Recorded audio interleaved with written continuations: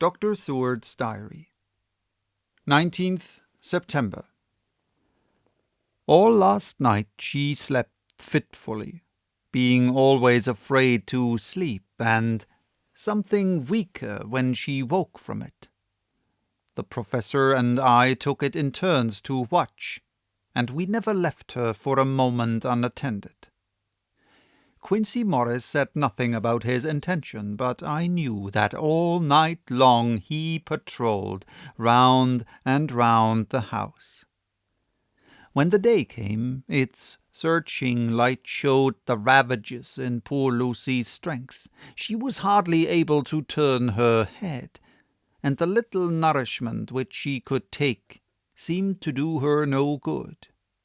At times she slept, and both Van Helsing and I noticed the difference in her between sleeping and waking. Whilst asleep, she looked stronger, although more haggard, and her breathing was softer.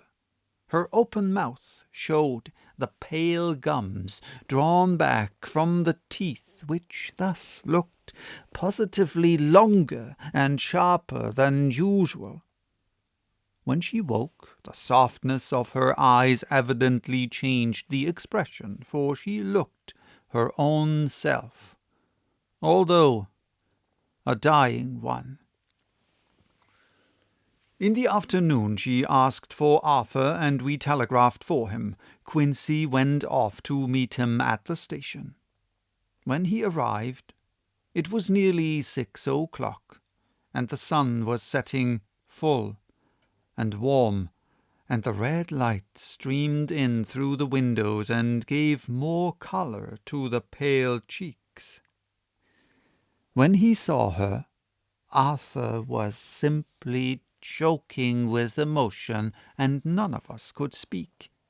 In the hours that had passed, the fits of sleep or the comatose condition that passed for it had grown more frequent, so that the pauses when conversation was possible were shortened. Arthur's presence, however, seemed to act as a stimulant. She rallied a little and spoke to him more brightly than she had done since we arrived. He too pulled himself together and spoke as cheerily as he could, so that the best was made of everything. It was now nearly 1 o'clock, and he and Van Helsing are sitting with her. I am to relieve them in a quarter of an hour, and I am entering this on Lucy's phonograph. Until 6 o'clock they are to try to rest. I fear that tomorrow will end our watching, for the shock has been too great. The poor child cannot rally. God help us all. Letter. Mina Harker to Lucy Westenra. Unopened by her. 17th September. My dearest Lucy, it seems an age since I heard from you, or indeed since I wrote.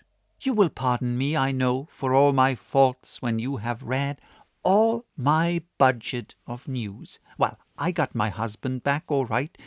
When we arrived at Exeter, there was a carriage waiting for us, and in it, though he had an attack of gout, Mr. Hawkins. He took us to his house, where there were rooms for us, all nice and comfortable, and we dined together. After dinner, Mr. Hawkins said, "My dears, I want to drink to your health and prosperity, and may every blessing attend you both. I know you both from children, and have with love and pride seen you grow up. Now, I want you to make your home here with me. I have left to me neither chick nor child. All are gone, and in my will I have left you everything." I cried, Lucy, dear, as John and the old man clasped hands. Our evening was a very, very happy one. So here we are, installed in this beautiful old house, and from both my bedroom and the drawing room I can see the great elms of the cathedral close, with their great black stems standing out against the old yellow stone of the cathedral, and I can hear the rooks overhead cawing and chattering and gossiping all day after the manner of rooks and humans. I am busy, I need not tell you, arranging things and housekeeping. Jonathan and Mr. Hawkins are busy all day, for now that Jonathan is a partner, Mr. Hawkins wants to tell him all about the clients. How is your dear mother getting on? I wish I could run up to town for a day or two to see you, dear, but I dare not go yet, with so much on my shoulders. And Jonathan wants looking after still. He is beginning to put some flesh on his bones again, but he was terribly weakened by the long illness. Even now, he sometimes starts out of his sleep in a sudden way and awakes all trembling until I can coax him back to his usual placidity. However, thank God, these occasions grow less frequent as the days go on, and they will in time pass away altogether, I trust. And now I have told you my news. Let me ask you yours. When are you to be married, and where, and who is to perform the ceremony, and what are you to wear, and is it to be a public or a private wedding? Tell me all about it, dear. Tell me all about everything, for there is nothing which interests you which will not be dear to me.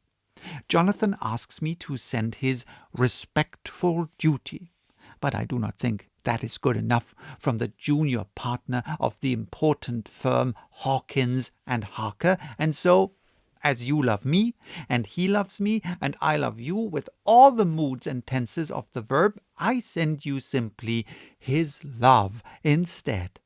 Goodbye, my dearest Lucy, and all blessings on you. Yours, Mina Harker. Report from Patrick Hennessey, M.D., M.R.C., S.L.K.Q.C.P.I., etc., etc., to John Seward, M.D.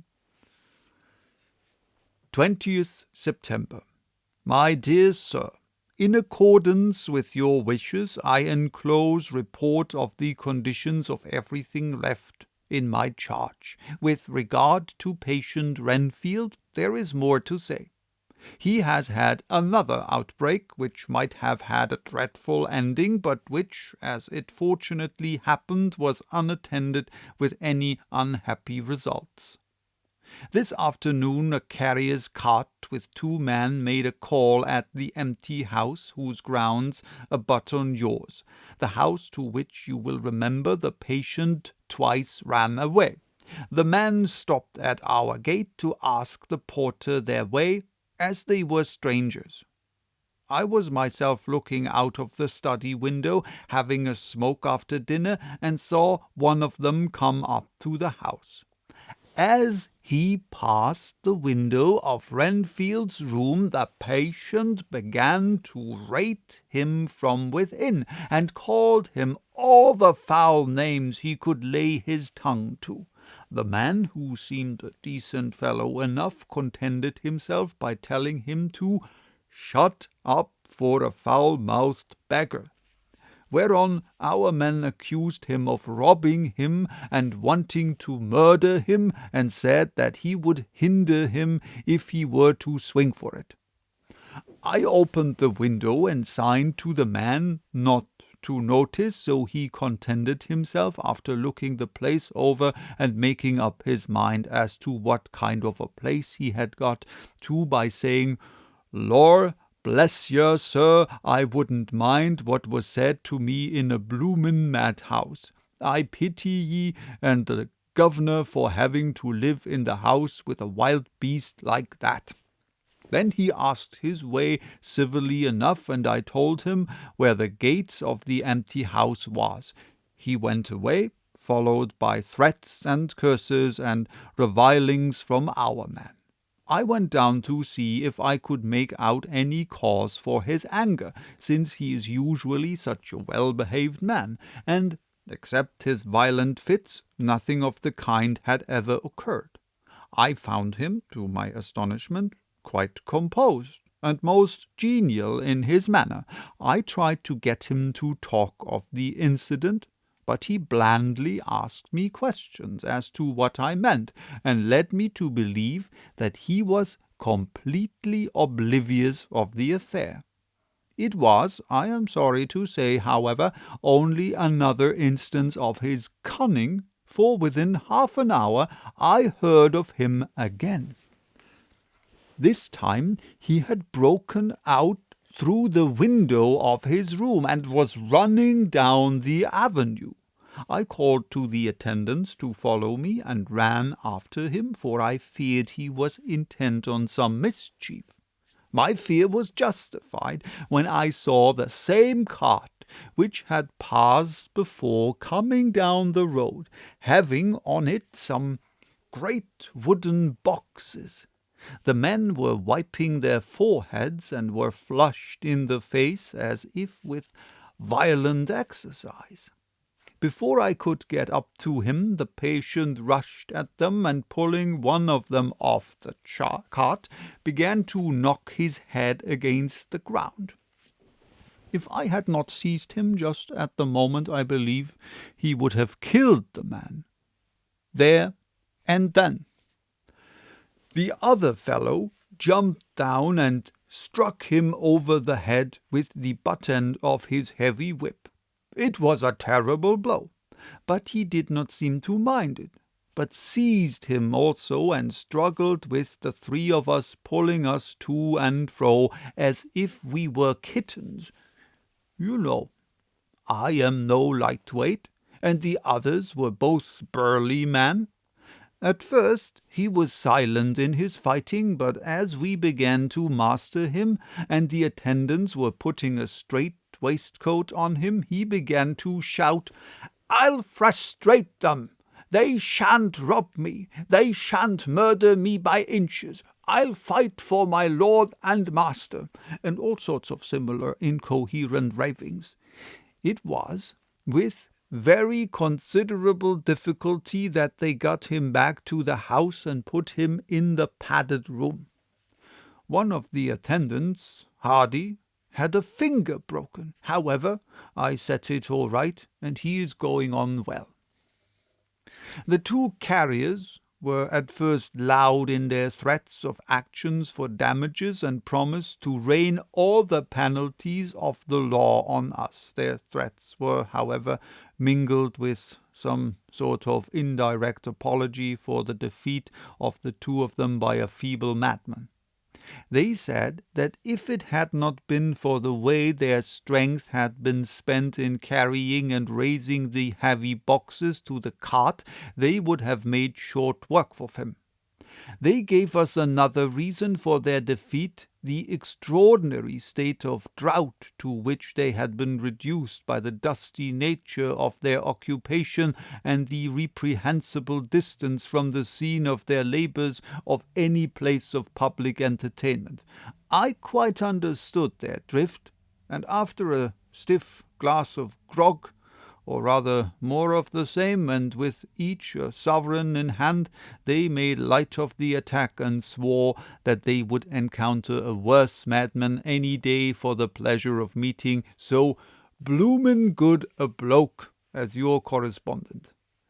I took their names and addresses in case they might be needed. They are as follows: Jack Smollett of Dudding's Rents, King George's Road, Great Walworth, and Thomas Snelling, Peter Farley's Row, Guide Court, Bethnal Green. They are both in the employment of Harris and Sons, Moving and Shipment Company, Orange Masters Yard, Soho. I shall report to you any matter of interest occurring here, and shall wire you at once if there is anything of the importance. Believe me, dear sir, yours faithfully, Patrick Hennessey.